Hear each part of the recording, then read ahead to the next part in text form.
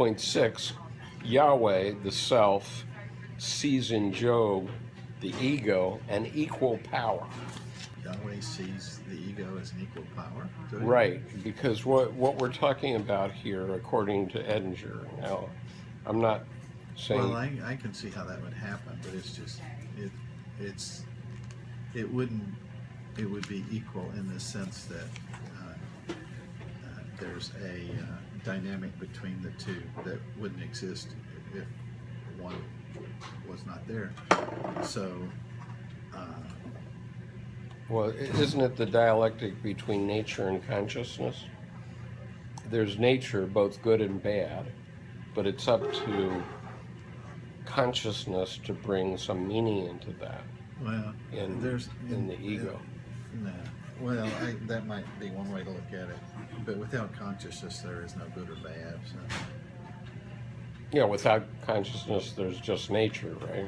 In its Well, wholeness. Okay. Without consciousness, there's nothing. Yeah, without consciousness, there's nothing. Okay. That's why there's a dynamic. You've got. That's how they could be equal in the sense that there would be nothing, but they're not equal in the sense that the ego is. Well, maybe they are. Yeah, that's interesting. Maybe the unconscious is only as big as what the ego is not, or vice versa. Because it's balance, right? Well, that's what they're saying. Yeah, in a way. But it's sort of like there's these two tensions, and if one of them changes, that one changes, and there's this going back, and of course back here behind each one of them, there's no limit. Yeah, and that's what we call psychic energy, right? Right? It's the dialectic and the psychic energy. Well, the between dialectic, the two. when you refer to that a lot of times, it always seems, it's, given what came with the structuralist and the post-structuralist and that whole ilk, it seems so.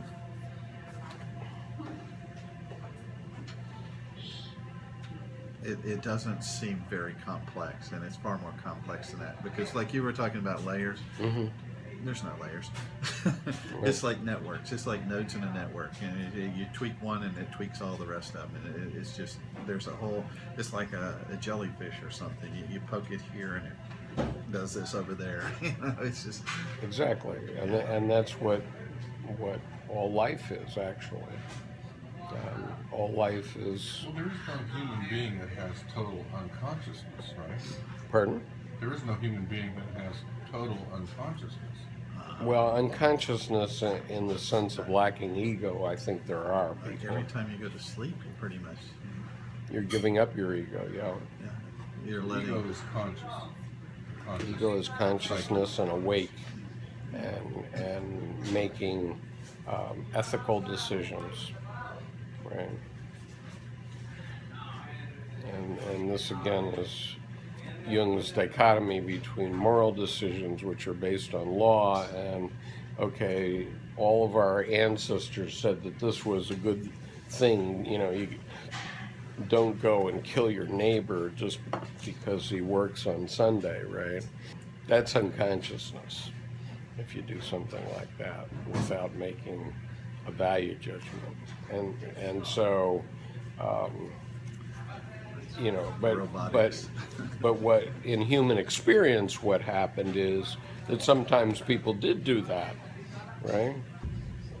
Well, they still do. Absolutely. They had the moral law behind them, right? Right, and so they put the moral law in place to prevent that sort of thing. But it doesn't always prevent because we violate little rules all the time, right?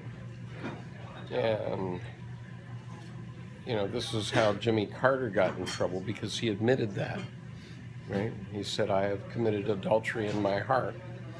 Well, what man hasn't committed adultery looking at some woman who is not his wife? All men have done that. My heart's not ruled by the law, so it can't Well, commit no, adultery. Right, but then it's ethics, right? If it's not the law, it's your ethics. No. Because some men do go commit adultery. the law be damned. So it's a question of personal ethics. Yeah. There's a functional side of nature that will not allow a disorder like that to persist. That's where balance comes in. That's where this balance comes in that they're It's not up to talking the about. individual though, because the individual, It's not up to that. the individual doesn't have the intellectual capacity to do this. I think. Very. Yeah, but in very my many. experience, every time someone has screwed me, and now I remember the White thing. What David White said is that I know that guy, and he has been screwed by bigger and bigger people, but he has always gotten bigger when he was, because that's the Job experience, right? You have a contest, you lose, you lament about it, and then you're reborn into something new. Okay, I know that that's happened in my life, right? And so that's what White said. He said, I know that fellow. He gets screwed by bigger and bigger people. Okay, and that's what's happened to me in my life. I can attest to it. But it was because I got screwed by bigger and bigger people. As you ascended. As I ascended, I was reborn into the next thing up. I found a way around. Okay, I got blocked by somebody that wasn't as big as me. Okay, let's put it that way. I would get blocked by someone who wasn't as big as me in some way, and I would lament about the fact that they've blocked me off, and then I would go around them. Okay, I wouldn't be able to go forward in whatever I was doing because I was blocked at their level. But instead of being blocked at their level, I simply said, okay, I can't make it at their level. I must have to go upstream. Right? About what? About failure. She knows there's no success like failure, and that failure is no success at all. But it's kind of complex lyrics.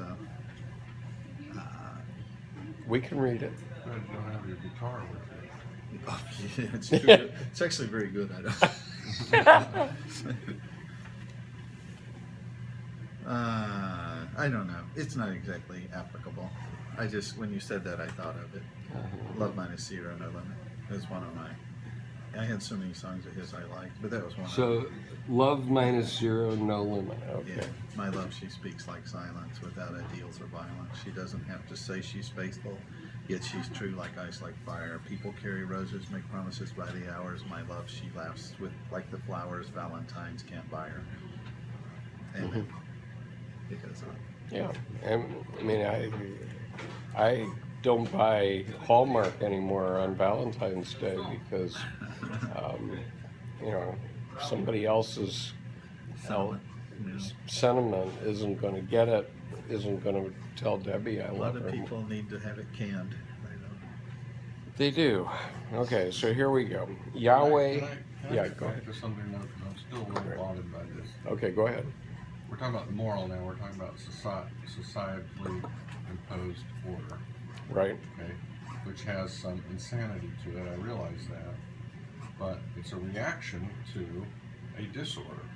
Of And course. therefore, it is a product of man's consciousness. That's right. But culture is a product of man's consciousness. Both sides are. Well, culture is consciousness. But I'm talking about in the moral, creating the moral law, so to speak.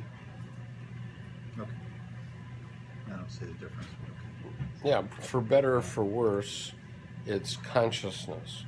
Culture Okay. becomes a history of consciousness because it's accumulation of rituals, rites, customs, and so forth that come together and create a social contract and ways for the consensual hallucination, so that everybody's having the same hallucination, so that we can communicate. That's a good way to put it. Okay. See, there's so many different Yahwehs because there's so many different egos. Yahweh is the opposite of the ego, though, right?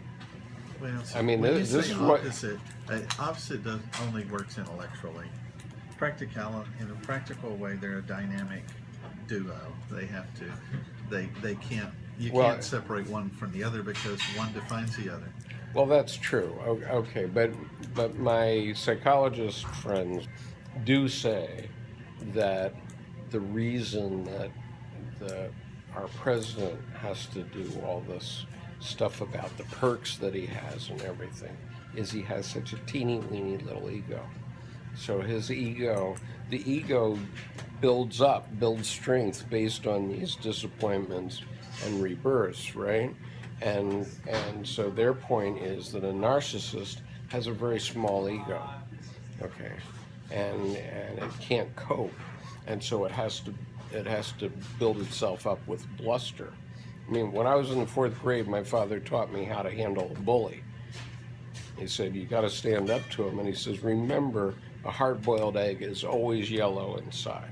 And you can see it in our president. You can see how yellow he really is. Why he's so afraid that anybody's going to see that he is yellow.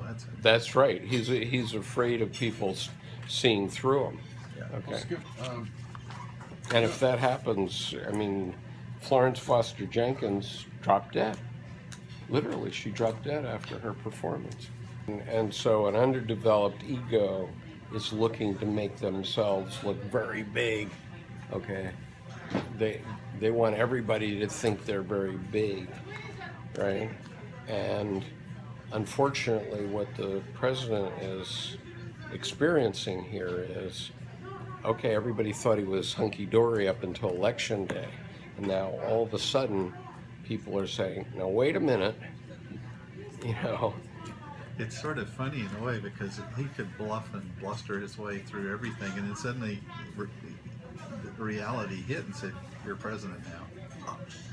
that's the Yeah, I lesson. mean, you saw it on election night. That's Yeah. the You lesson saw that the he look needed. on his face on election night because he realized all of a sudden, oh boy, this is going to be my responsibility. Well, Okay, oh now- boy, somebody just pulled the curtain back, and they're going to see who I am.